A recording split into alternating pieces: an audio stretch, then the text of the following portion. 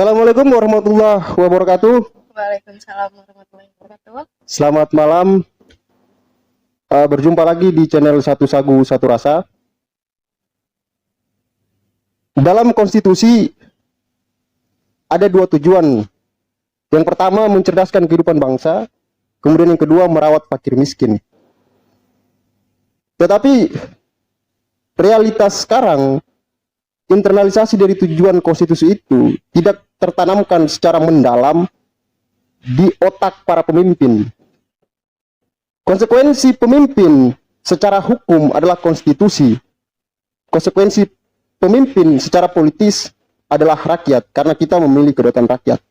Pada malam hari ini kami akan membahas sebuah tema yang menarik tentang dinamika pendidikan dari perspektif HMI. Nah, saya kedatangan seorang kakak, seorang saudari. Mungkin bisa memperkenalkan diri dulu, silakan.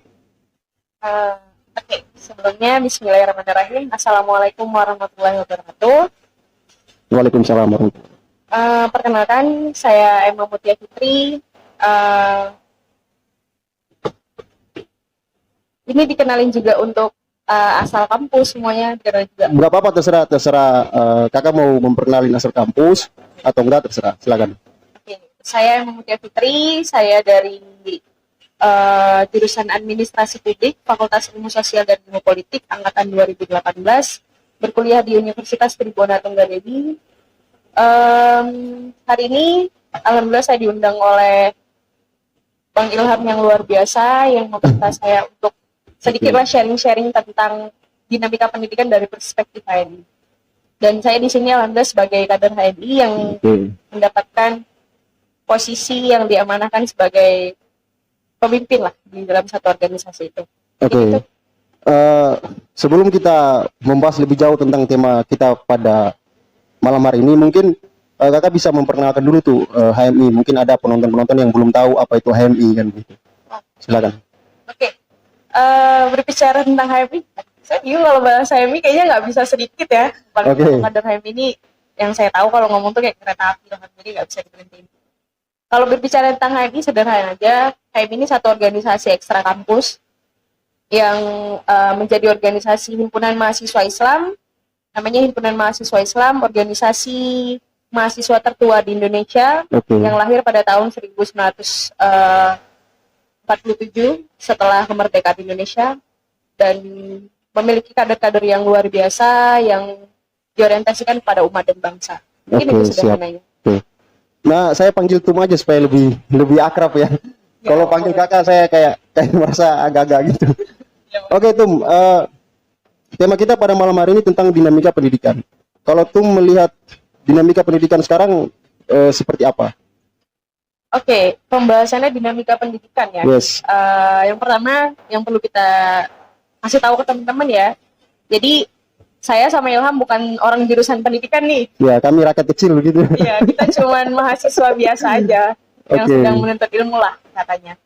Jadi kalau berbicara tentang pendidikan, mungkin tidak bisa mendetail bagaimana orang-orang dari perspektif pendidikan ya. Tapi berbicara tentang pendidikan, hari ini kan kita ada di ranah itu. Jadi mau tidak mau apa yang terjadi dengan pendidikan, kita harus bisa mengikuti ataupun bisa bagaimana menyesuaikan dengan dinamika yang ada.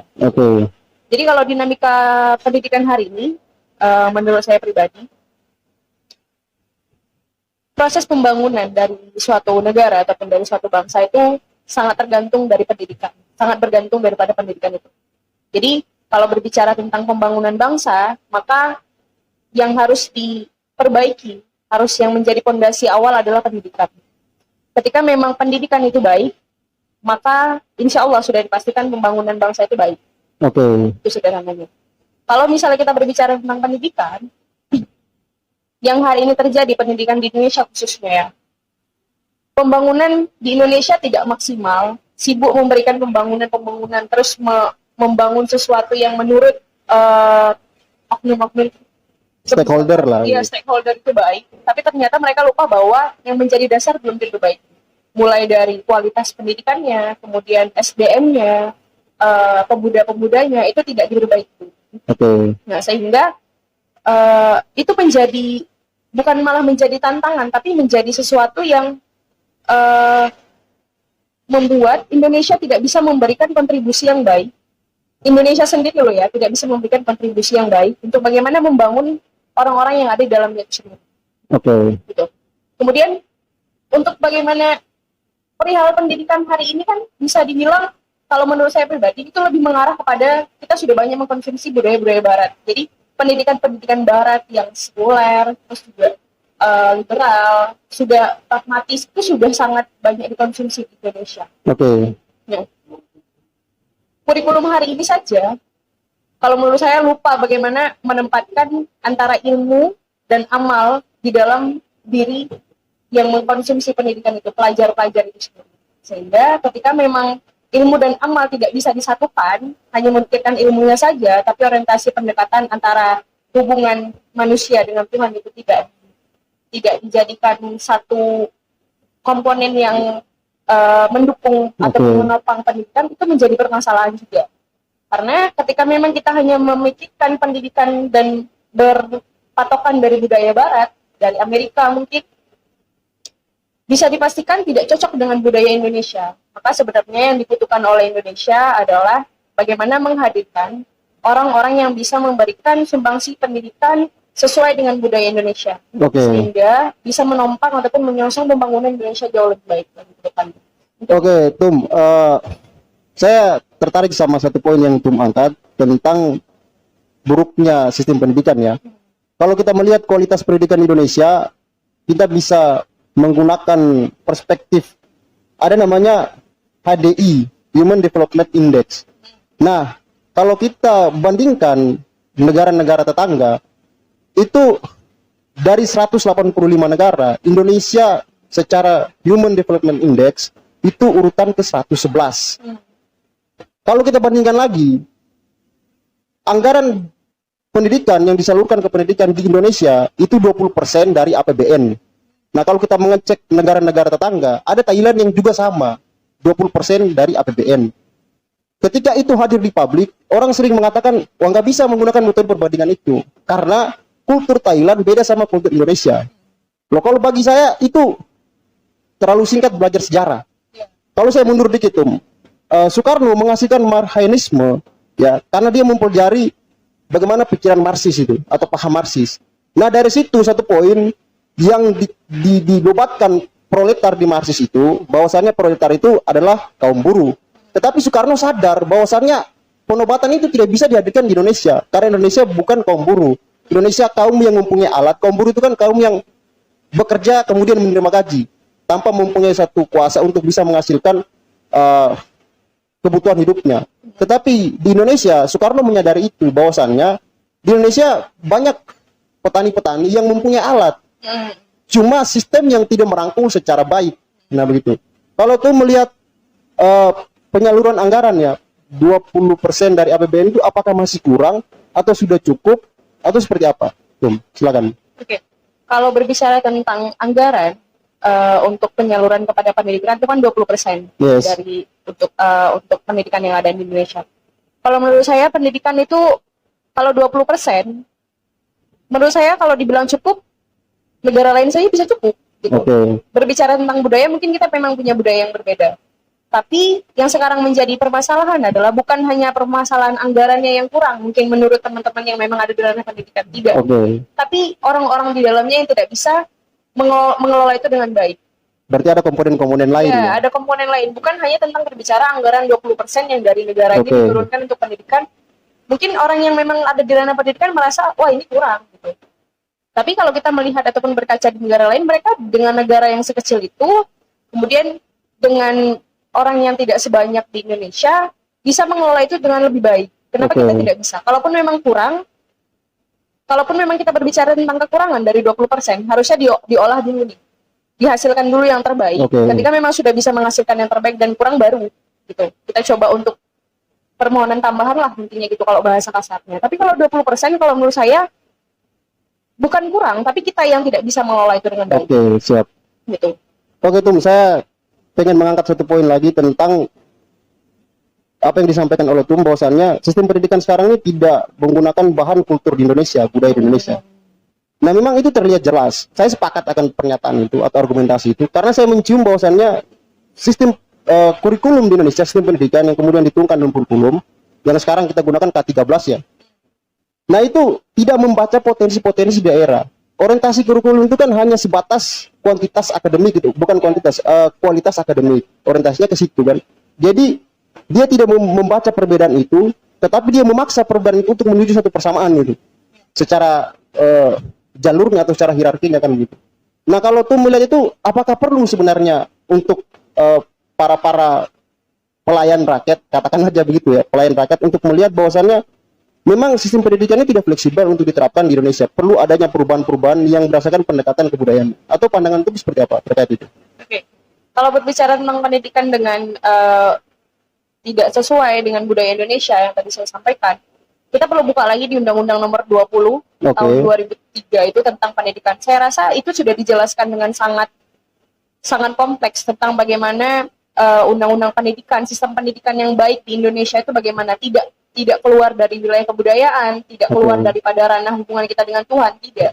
Tapi berbeda dengan pendidikan hari ini. Jadi budaya-budaya yang ada di kurikulum 13 yang tadi yang sempat dibahas oleh Ilham, budaya-budaya ataupun kebudayaan-kebudayaan yang ada di Indonesia itu tidak dicantumkan lagi. Bahasa daerah mungkin sudah tidak ada lagi. Kemudian juga mata pelajaran agama sudah dikurangin. Itu menjadi permasalahan sebenarnya untuk kita di budaya Indonesia loh ya. Nah, jadi terlalu banyak terkontaminasi dengan budaya-budaya Barat yang mungkin pemerintah hari ini melihat ataupun berkaca kepada budaya Barat yang mereka bisa maju dengan kualitas akademik gitu. Tapi mereka lupa bahwa Indonesia punya kebudayaan yang luar biasa banyak. Gitu. Itu yang mereka lupakan.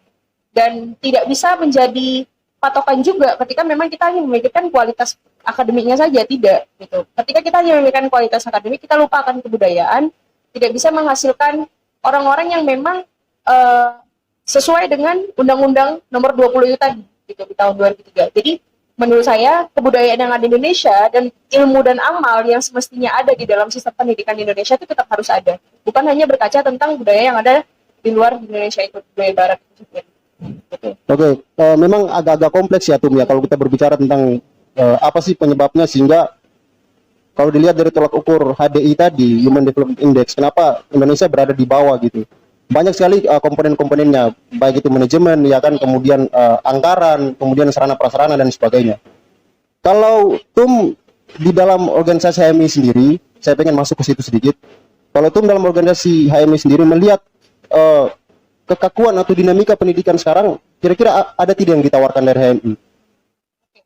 Kalau berbicara tentang HMI ya, nah sedikit mungkin ingin saya sampaikan terkait dengan HMI. Apakah HMI kira-kira punya nggak nih yang bisa ditawarkan untuk Indonesia nih dengan dinamika pendidikan yang saat ini? Mungkin gini Ilham, kalau di HMI itu ada namanya pola perkaderan. Pola pengkaderan. Di HMI ada pola perkaderan. Kemudian kalau menurut saya pribadi, dengan dinamika pendidikan yang tidak bisa sesuai dengan fungsinya ataupun tidak bisa menopang pembangunan bangsa, yang harusnya pendidikannya menjadi dasar untuk bagaimana pembangunan itu bisa sesuai lah untuk Indonesia itu sendiri, maka HMI bisa pola perkaderan HMI bisa dijadikan second system. Sistem kedua. Kenapa saya katakan seperti itu? Karena yang pertama sesuai dengan tujuan di konstitusi HMI merupakan organisasi kader. Dan organisasi kader dalam artian setiap periode, setiap era, HMI akan terus melaksanakan perkaderan dan kader-kader yang sudah dikader itu akan dididik dan dibina untuk bagaimana menjadi kader-kader untuk umat dan bangsa. Kan gitu. Jadi orientasinya bukan hanya kader-kader ini mengkonsumsi apa yang ada dalam tubuh HMI, tidak, tapi memang mereka diorientasikan untuk umat dan bangsa. Kemudian kalau di HMI ada tiga komponen yang menjadi dasar perjalanan kader HMI. Yang pertama nilai-nilai keislaman. Kemudian yang kedua intelektual kadernya yang harus diasah, yang tadi saya bilang dididik dan dibina. Kemudian yang ketiga adalah semangat juang kader. Jadi dalam perihal organisasi, kader HMI itu dibentuk bukan hanya tentang bagaimana mengkonsumsi apa yang ada yang sesuai dengan tujuan HMI saja, tidak. Yang sebenarnya kalau kita melihat dari tujuan HMI dengan sistem pendidikan di perguruan tinggi khususnya, itu sudah sinkron. Kualitas insan cita, yang pertama tujuan HMI kualitas insan cita terbinanya insan akademis sudah pendidikan, pencipta pengabdi. Oke. Kalau kita lihat dari tridharma perguruan tinggi ada pendidikan, kemudian ada penelitian, ada pengabdian kan. Nah, itu sudah ada di tujuan HMI. Ditambah lagi di tujuan HMI adalah terciptanya masyarakat adil makmur yang diridhoi Allah Subhanahu wa taala. Jadi tidak menghilangkan antara bagaimana sistem pendidikan dan bagaimana menopang sistem pendidikan yang ada di Indonesia dan untuk bangsa itu sendiri. Sesuai dengan tujuan HMI, kemudian juga amanah konstitusi. Jadi kadang-kadang HMI bukan hanya diorientasikan untuk HMI itu sendiri, kalau menurut saya. Diorientasikan untuk umat dan bangsa juga. Oke. Saya pengen mengambil satu fakta, Tum. Saya beberapa hari lalu saya membaca berita di media. Itu kalau kita melihat salah satu negara, Finlandia. Jadi negara Finlandia itu sistem pendidikannya, itu mereka benar-benar memfokuskan pada pendidikan wajib dasar. Jadi pendidikan wajib dasar. Jadi mereka benar-benar menguatkan di dasar.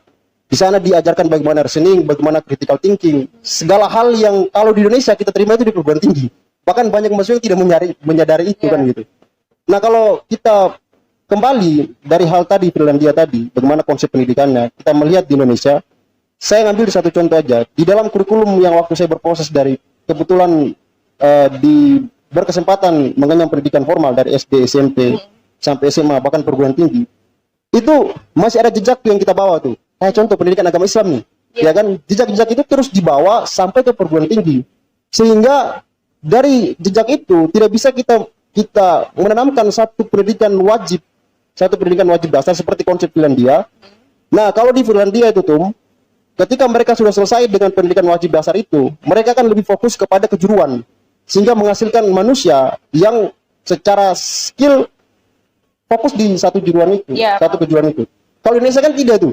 Banyak di kurikulum seperti bahasa Indonesia, bahkan pendidikan PPKN, kalau kurikulum dulu ya waktu saya masih SD, itu masih terbawa sampai perguruan tinggi. Nah, kalau tuh melihat itu dengan konsep pendidikan di Finlandia itu, apakah perlu nih di Indonesia juga menerapkan hal demikian, atau dengan pendekatan kultur kita yang beragam, kita punya formasi yang lain, atau pandangan itu seperti apa terkait itu? Oke, berarti maksudnya di Finlandia ini kan lebih kepada ilmu-ilmu dasar itu sudah diberikan dari awal, gitu. Bukan kayak di Indonesia di perguruan tinggi gitu kan. Nah, menurut saya itu bisa dikonsumsi juga di Indonesia. Cuman dalam hal kebudayaan kan pasti tetap beda lah. Nah, kalau misalnya kita berbicara tentang dasar, saya rasa itu bisa di orientasi ataupun diimplementasikan di Indonesia dengan dasar itu dari diri, maksudnya untuk orientasinya pada diri si pelajar itu sendiri dulu. Kemudian untuk masuk ke kejuruan, dia sudah punya modal untuk bagaimana moralnya, etikanya itu sudah punya modal. Jadi bukan pada saat SD ataupun SMP itu sudah langsung diberikan akademis yang memang ilmu-ilmu pengetahuan yang berat-berat itu tidak gitu. Jadi dari dasar itu harus diberikan modal dulu untuk bagaimana mampu untuk menghadapi jenjang pendidikan selanjutnya. Kalau di Indonesia tidak, yang harusnya itu ada di awal malah ditaruh di perguruan tinggi. Jadi ibaratnya kita mulai dari nol lagi nih. Sudah selesai gitu. Harusnya sudah mahasiswa kan yang paling tinggi nih, tapi kita malah mulai lagi dari awal. Kalau menurut saya gitu sih. Jadi bisa dari awal dulu kita mulai dari penekanan pribadi siswa itu sendiri. Gitu. Jadi tidak langsung digodok dengan pengetahuan. Kan beda dengan kurikulum sekarang. Nah, Tum, kalau kita berbicara tentang kualitas pendidikan, tidak terlepas dari kausalitas atau sebab akibat antara si pendidik dan yang dididik ini, ya kan? Kalau pandangan melihat tentang tujuan pendidikan sekarang dengan fasilitas sistem kurikulum sekarang atau sistem pendidikan sekarang, itu apakah tujuan pendidikan ini sudah sesuai dan atau belum sesuai? Maksudnya pengajar dengan yang diajar. Nah, sistem pendidikan ini apakah dari pandangan ini sudah bisa sistem pendidikan seperti ini, tinggal kita perbaiki di hal yang lain, seperti kayak beberapa komponen, kayak contoh mungkin manajemen pendidikan, ya kan, perencanaan, kemudian pelaksanaan dan pengawasan, atau kemudian dari segi pengawasan anggaran, atau dari segi sarana prasarana. Tetapi sistem pendidikannya dengan kurikulum yang sering berubah, itu sudah pas, tinggal kita perbaiki di komponen-komponen lain. Atau menurut memang sistem pendidikan ini perlu diperbaiki gitu. Dan komponen-komponen yang lainnya itu. Silakan, Tum. Jadi kalau untuk menurut saya, dari kualitas akademik tadi kita udah bahas. Kalau dari kualitas akademik, mungkin Indonesia itu yang sedang dikejar nih posisinya, karena memang kita berkaca daripada budaya Barat.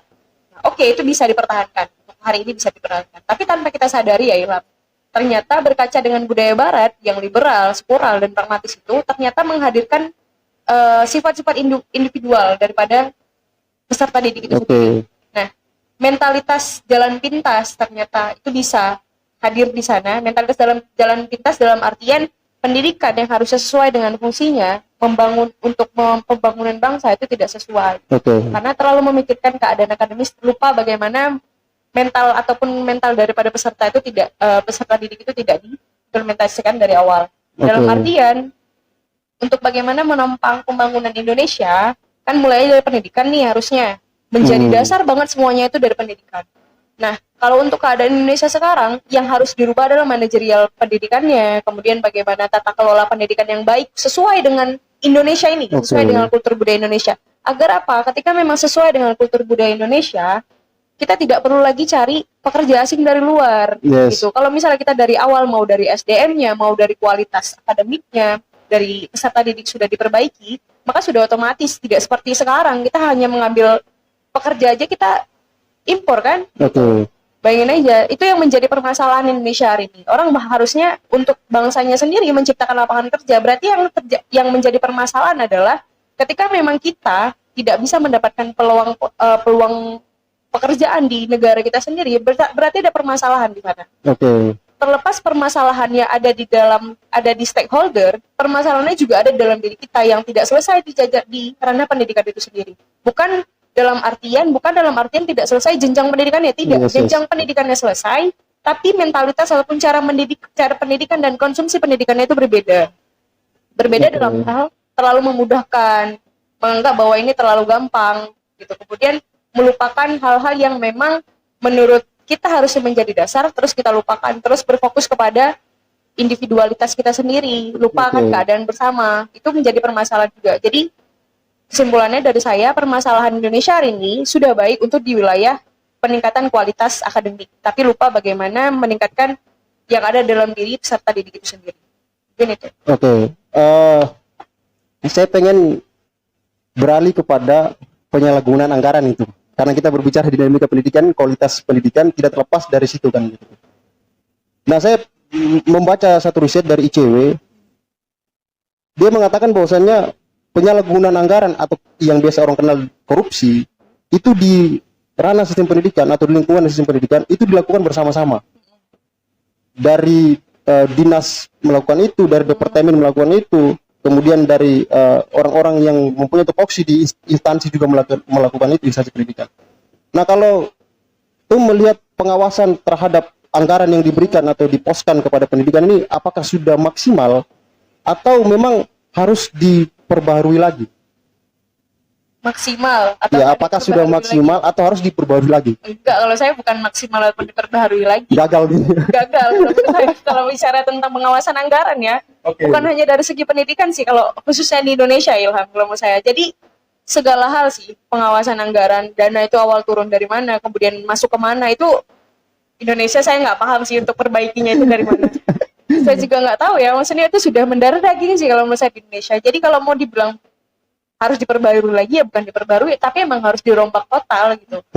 Saya nggak tahu gitu. Mungkin kalau saya pikir ya, kalau dalam sistem HMI ya, mohon maaf. Jadi kalau misalnya satu komisariat ini sudah jadi komisariat utuh, harus diturunkan jadi komisariat persiapan lagi gitu loh, biar merangkak lagi untuk memperbaiki sistem yang ada di dalamnya gitu. Jadi untuk wilayah pengawasan anggaran ini bukan hanya di ranah pendidikan yang hancur-hancuran gitu, semuanya di Indonesia. Makanya banyak yang komplain kenapa uang dana 20% itu kurang. Ya karena itu ya saya bilang, ada orang-orang di dalamnya yang perlukah menurunkan jodoh sekarang? Jadi memang saya juga nggak paham ya, karena memang saya belum pernah ada di ranah itu. Jadi yang saya lihat itu selalu ada uang masuk sana sini, uang mampir sana sini. Itu yang memang budaya di Indonesia menjadi salah satu komponen degradasi turunnya terciptanya pendidikan di Indonesia itu. Saya pengen menyentir ke perjalanan regenerasi dari mengenyam sistem pendidikan formal di sekolah dasar. Kalau kita melihat menggunakan perspektif yang luas, budaya di Indonesia ini kan atau kultur di Indonesia ini bukan kultur membaca. Ya. Kalau kita melihat itu ya, bukan kultur membaca. Nah, dalam perjalanan kita dari kecil sampai di sekolah menengah atas, itu kita menginternalisasikan kultur itu atau lingkungan itu, ya kan? Kemudian mengakibatkan minat baca dan akan mengakibatkan HDI Indonesia semakin lama semakin mengalami degradasi, Human Development Index. Nah, kalau di HMI sendiri, apakah ada satu tawaran yang konkret untuk membongkar bongkahan tadi itu? Karena tanpa kita sadari itu kita internalisasi. Kalau dalam psikologi itu ada namanya satu teori namanya internalisasi dan proyeksi. Internalisasi kita mengambil semua hal di lingkungan, kita masukkan ke diri kita, kemudian proyeksi kita mengeluarkan hal yang kita ambil tadi. Tanpa kita sadari itu jejak itu terus ada tuh, terinternalisasi ke dalam diri-diri setiap regenerasi, ya kan? Nah, itu akan mengakibatkan bahkan di perguruan tinggi yang lingkungannya menuntut mereka untuk mempunyai wawasan yang cerdas, tetapi masih ada banyak mahasiswa yang tidak menyadari itu. Karena saya pikir jejak internalisasi tadi itu, ya kan, bongkahan yang sudah membatu tadi tentang minat baca, kesadaran membaca itu. Kalau di HMI sendiri ada tidak satu strategi taktis atau teknisnya gitu untuk menguraikan atau membongkar bongkahan tadi, internalisasi tadi? Oke. Kalau di HMI ya, saya pikir semua organisasi ekstra kampus sama ya. Oke. Ya metodenya dari awal, apalagi saya cuma di tingkat komisariat, saya pikir tetap kadernya tetap dipaksa untuk baca, bahkan sampai harus ada yang dikurung, mungkin ada yang seperti itu ya. Ada komisaris-komisaris yang memang keras sekali untuk bagaimana kadernya bisa cerdas gitu. Jadi baca buku sebanyak-banyaknya, ataupun satu buku aja yang bisa dia baca, yang dia pahami dan dia kuasai. Karena memang kalau kita sudah menguasai satu buku dan kita tertarik akan satu buku itu, buku apapun loh ya, pasti kita akan berpotensi untuk baca buku yang lain. Nah, itu hal sederhananya ya. Jadi untuk minat baca buku itu bisa dibilang mahasiswa ataupun siswa aja dari SD, mau TK, SMP, SD, SMA, itu mereka minat bacanya kurang. Karena apa? Lebih kepada satu arah. Yes. Satu arah. Jadi memang dari kepengajar kepada peserta didik. Nah, beda ketika memang mereka sudah jadi mahasiswa. Mahasiswa itu kan memang dituntut banyak hal dengan segala kemandiriannya, dengan segala kemerdekaannya. Nah, kalau mahasiswa tidak merdeka, dalam artian mau dia merdeka gimana pun, tapi kalau tidak punya dasar ya sama aja kan kayak gitu. Nah, jadi makanya kalau di HMI ketika ada kader yang baru dididik, mereka dipaksa untuk baca buku yang memang mereka sukai, kemudian presentasi mereka sampaikan apa yang memang menjadi apa yang sudah mereka konsumsi dari buku itu. Nah, nanti kalau misalnya memang sudah ada kurang lagi, kita arahkan untuk baca buku ini lagi untuk bagaimana penumpang menjadi referensi di buku pertama. Jadi minat baca itu memang harus sering dievaluasi, atau harus sering kita lihat, kemudian kita berikan proyeksi baru yang tadi seperti itu yang disampaikan oleh Ilham. Memang harus ada dalam internal, harus ada evaluasi dan proyeksi. Jadi setelah mengevaluasi harus ada yang dievaluasi, harus ada diproyeksikan. Kalau saya mencium manajemen pendidikan atau penerapan dari pemerintah dalam konteks pemerataan kualitas pendidikan, itu saya mencium dari salah satu program yang dihadirkan oleh pemerintah, yaitu S3T, terpencil, terbelakang, apalagi satu itu, terpencil, terbelakang, terdalam kalau nggak salah itu, yang sasarannya kepada daerah-daerah yang secara geografis sangat jauh dari sistem kehidupan kota kan begitu. Nah, kalau tuh melihat program itu, apakah itu ampuh untuk melakukan pemerataan pendidikan? Lebih dalam lagi mungkin kualitas gurunya ya, pemerataan pendidikan. Kualitas gurunya, bukan langsung ke kualitas peserta didik ya? Yes. Oke. Jadi kalau kita lihat dari sistem yang 3T itu sebenarnya merupakan metode ataupun upaya lah untuk bagaimana memfasilitasi dan menyamaratakan semua pendidikan yang ada di seluruh Indonesia. Memang ada di Indonesia tempat-tempat ataupun wilayah-wilayah terpencil yang kurang lah dipandang ataupun kurang difasilitasi oleh pemerintah, dan itu menurut saya memang harus ada. Jadi mau tidak mau pemerintah memang harus memfasilitasi itu, dan kalau sampai hari ini pemerintah tidak mengeluarkan itu, maka menjadi permasalahan. Mau sampai kapan kan di Indonesia terus-terusan ada wilayah di Indonesia yang tidak mendapatkan pendidikan sesuai dengan wilayah Jawa gitu misalnya. Tidak Jawa tersentuh lah gitu. Iya, tidak tersentuh, itu menjadi permasalahan, dan saya rasa terlepas akan terlaksana dengan baik, terimplementasikan ataupun sesuai dengan tujuan apa yang mereka inginkan, minimal mereka sudah ada keinginan untuk memfasilitasi itu gitu. Jadi tinggal tugas kita yang sebagai mahasiswa mengevaluasi itu, dan kita menyoroti apakah benar terrealisasi dan sudah tersampaikan apa yang mereka rencanakan. Mungkin Nah, kalau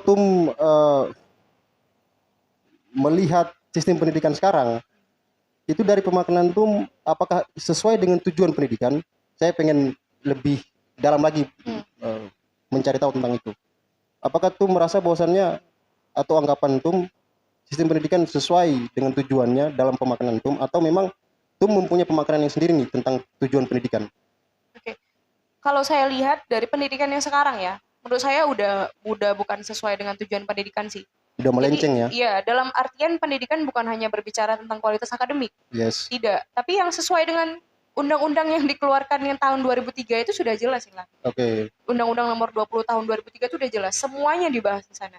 Kebudayaan, kemudian bagaimana menghasilkan kualitas yang luar biasa daripada peserta didik. Kemudian tentang hubungan kita dengan Tuhan, itu tidak dilepaskan dari undang-undang itu. Oke.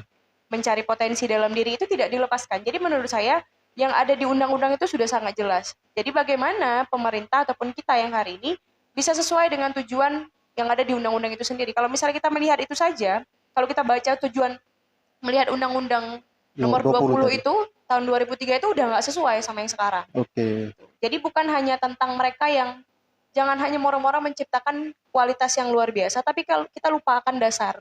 Oke. Itu yang menjadi permasalahan. Menurut saya Oke. nggak sesuai sih kalau yang sekarang. Nah, TUM, kalau kita melihat output dari pendidikan sekarang ya, itu kan yang dibutuhkan di ranah lapangan pekerjaan itu kan hard skill dan soft skill gitu. Benar. Tetapi dari pandangan saya mencium bahwasannya di dalam sistem pendidikan tidak menerapkan itu, lebih kepada orientasi hasil itu, akademiknya tadi. Iya, benar. Nah, kalau TUM melihat relevansi ini, apakah hal ini mempunyai dampak besar kepada utopia bangsa ke depan atau harapan bangsa ke depan, atau ada satu masukan dari TUM terkait relevansi ini untuk mengatasi mungkin dari pandangan TUM ya, pengertian TUM. Silakan. Oke, jadi kalau misalnya untuk menyongsong sistem pendidikan harus ada 3 komponen. Ada input, kemudian ada proses output. ada output. Gitu. Jadi yang tadi Ilham tanyakan, Ilham permasalahkan adalah kita lebih fokus kepada outputnya. Yes. Kita hanya sibuk menghasilkan, kita lupakan prosesnya kan kayak gitu. Jadi inputnya itu adalah bagaimana menghadirkan sumber dayanya, manusianya dulu nih. Oke. Kemudian diproses adalah metodenya ataupun bagaimana menciptakan metode ataupun upaya lah mereka bisa menyesuaikan dengan keadaan, kemudian juga beradaptasi dengan lingkungan dan mengupgrade diri mereka lah sebagai peserta didik, khususnya siswa ataupun mahasiswa kan. Kemudian di outputnya itu yang tadi kita bahas adalah kita hanya fokus kepada apa yang dihasilkan, apa yang sudah dia dapatkan gitu. Tapi kita lupa akan prosesnya, akan inputnya gitu. Itu yang Indonesia hari ini ternyata merupakan 2 hal itu, input dan proses itu sendiri. Terlalu fokus kepada output. Itu yang menjadi korelasi yang harusnya kita di Indonesia mulai dari situ dulu. Kita harus melihat juga 2 komponen sebelumnya, sebelum kita harusnya nih kau nih kayak gini gitu, karena kau udah mendapatkan jenjang pendidikan, kau udah gini gitu. Tapi kita lupa bahwa setiap proses orang kan berbeda-beda. Sistem pendidikan sudah juga harus menyesuaikan dengan keadaan di Indonesia. Gitu.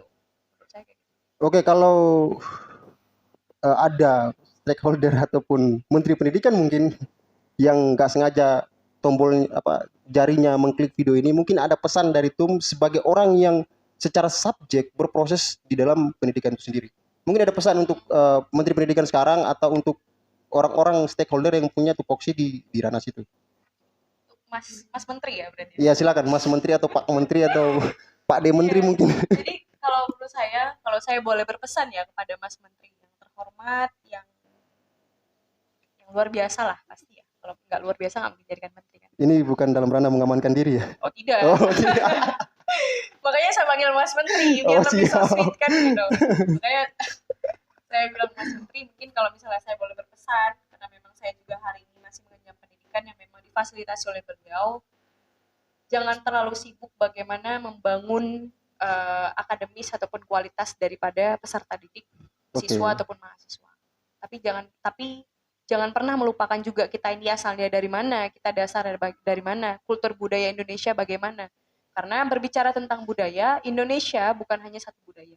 Yang perlu kita, dan beliau sudah tahu itulah pasti. Tidak mungkin hari ini saya ngomong dia, baru tahu gitu kan.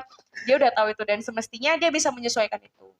Cuman karena memang saya juga nggak tahu, mungkin latar belakang pendidikannya terlalu banyak ke barat, Jadi Terlalu banyak kayak gerbong kereta api detailnya iya mungkin. benar. Jadi terlalu banyak gerbong kereta api yang dia konsumsi sehingga dia mengusahakan menciptakan itu di Indonesia dan Oke. ternyata Indonesia sedikit lebih bukan lari lagi ya, kita agak tergopoh-gopoh lah untuk itu.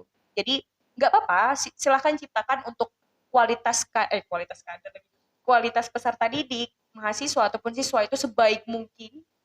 Kualitas ya, bukan kuantitas. Tapi Oke. jangan pernah lupakan dasar sesuai dengan Undang-Undang Nomor 20 Tahun 2003. Oke. Gitu. Nah, ini mungkin pertanyaan terakhir Tum ya. Nggak terasa obrolan kita sudah mau Ya. masuk sekitar 1 jaman ya. Kalau Tum melihat salah satu tawaran dari Menteri Pendidikan sekarang, eh, kalau nggak salah itu Merdeka Belajar ya kalau nggak salah. Oh, Gebrakan baru dari Mas Menteri sekarang kan gitu. Tetapi untuk perealisasian dari Merdeka Belajar itu tidak terlepas dari satu lingkaran sampai kepada dasarnya itu. Katakanlah saja pendidik, ya kan? Kalau pendidik tidak menggayung gebrakan itu, maka sia-sia sosialisasi ataupun dengan busung dada mengatakan saya punya gebrakan baru, yaitu Merdeka Belajar. Nah, kalau Tum melihat hal itu, mungkin Tum punya pesan ini kepada bukan Mas Menteri, kepada pendidik-pendidik kita, oke. yang dimana Tum juga merasakan sendiri dinamika itu dari tingkat sekolah dasar sampai ke perguruan tinggi. Silakan Tum. Merdeka Belajar ya, berarti maksudnya ya kayak kampus Merdeka lah ya. Nah, kayak begitu Kampus program. Merdeka. Jadi yang jadi pendidik itu dari mahasiswa itu sendiri kan? Enggak gini maksudnya Tum. Jadi gimana? Gebrakan baru dari Menteri Pendidikan ini kan Ah, Merdeka Belajar, itu konsep iya. barunya nih, tawaran baru. Tetapi untuk perealisasian dari hal itu, untuk mencapai gebrakan itu kan tidak terlepas dari pendidik ini. Kan kita berbicara sistem itu kan, lingkaran itu tidak terlepas dari, atau rantai itu tidak terlepas dari Iya. pendidik. Nah, dari gebrakan baru ini yang ada hubungannya dengan pendidik, ya, kalau Tum melihat itu, mungkin Tum sebagai subjek yang berproses di situ, mungkin punya pesan kepada pendidik-pendidik sekarang. Karena dari pengalaman saya memaknai pendidikan itu bahwasannya kita ini bukan sebagai subjek. Orang yang dididik itu dijadikan sebagai objek. Seharusnya kan nggak begitu pemaknaan saya itu. Seharusnya si pendidik dan yang dididik itu sama-sama subjek. Tetapi sekarang sudah bukan seperti itu lagi konsepnya. Sekarang kita menjadi objek, si pendidik menjadi subjek. Jadi istilah yang tadi saya awal Tum datang saya katakan balanga kosong tadi. Jadi kita dijadikan objek tuh, diisi terus tanpa mereka mencari tahu kemungkinan pengalaman yang bisa kita kembangkan untuk menjadi realitas ke depan kan. Oh, satu arah berarti maksudnya. Nah, kalau Tum punya pesan mungkin kepada pendidik-pendidik ini yang dicengkram sama sistem, yang mungkin ada ya pendidik-pendidik yang menunjukkan kreativitasnya, ya kan, untuk menerapkan cara dia mengajar, metode dia mengajar. Tapi kan tidak semua pendidik-pendidik seperti itu. Nah, Oke. mungkin Tum punya pesan. Kalau misalnya disampaikan Ilham begitu, terus apa bedanya sistem pendidikan kita sama pendidikan dulu?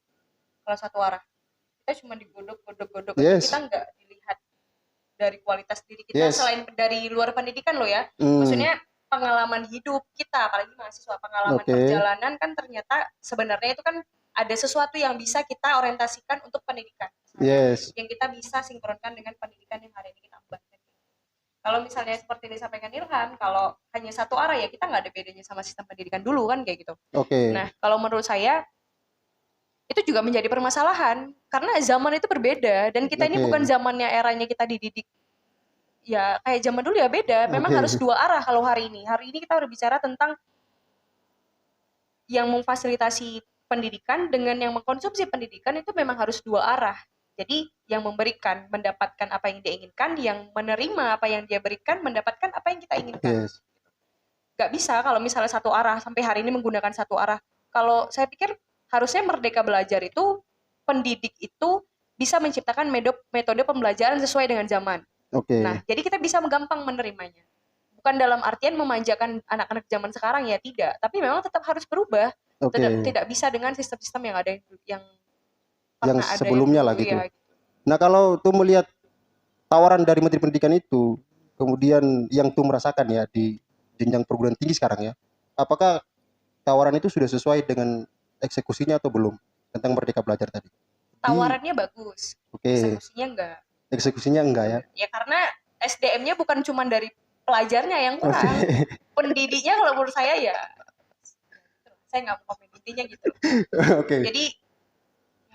Jadi maksudnya Mas Menteri jangan sibuk ngurusin pelajarnya harusnya gitu. Jadi Gurunya jangan yang nggak diurus. bisa, wah guru udah selesai nih S1, S2, S3 kan jangan gitu. Jadi coba lihat juga, ya tadi yang saya bilang sibuk melihat, wah dia sudah S3 ataupun S2 nih.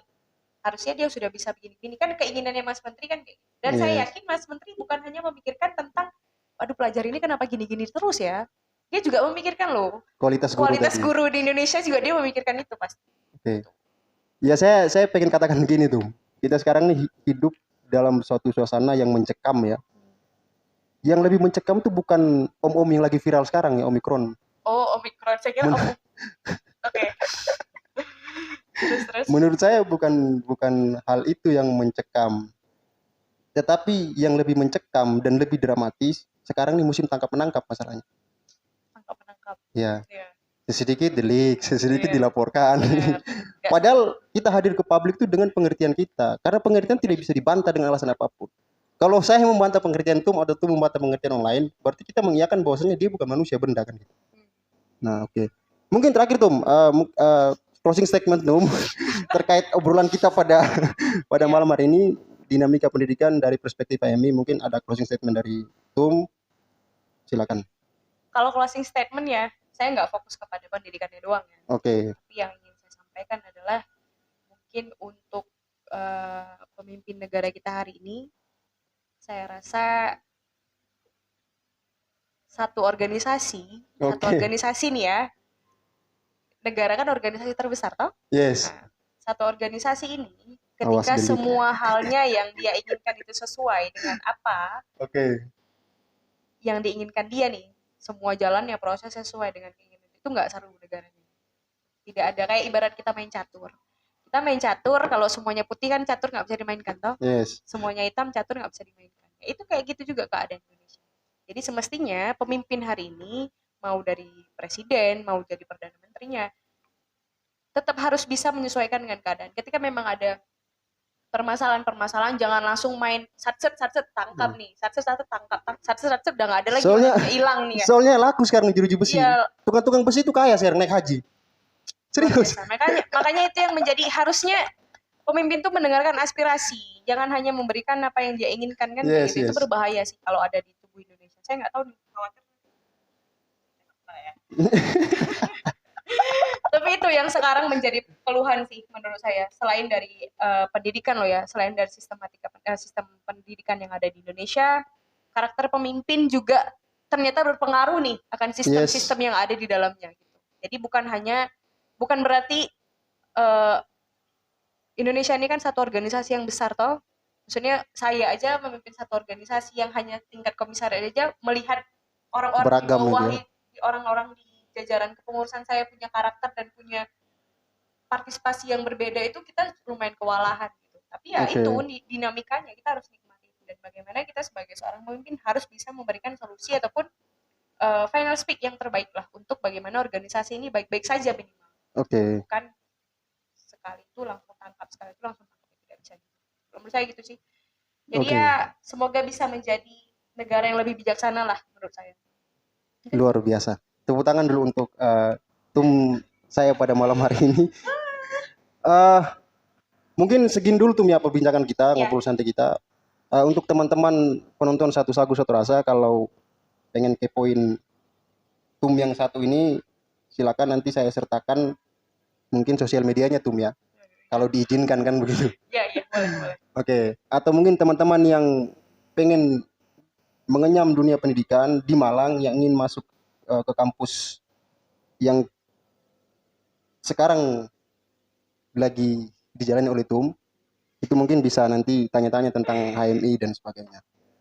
Oke, terakhir dari saya, bahwasannya perlunya ada kesadaran di diri kita semua untuk mengambil gebrakan baru, walaupun sistem itu terus mencekam, karena tidak bisa kita terus menunggu satu dewa yang hadir mungkin sebagai pemegang kebijakan tertinggi untuk mengubah itu semua. Dan jangan lupa untuk terus mencari pengetahuan Tum ya, karena ilmu adalah manifestasi dari iman, kira-kira begitu Tum ya. Oke. Sekian dan terima kasih. Saya akhiri. Assalamualaikum warahmatullahi wabarakatuh. Selamat malam untuk kita semua.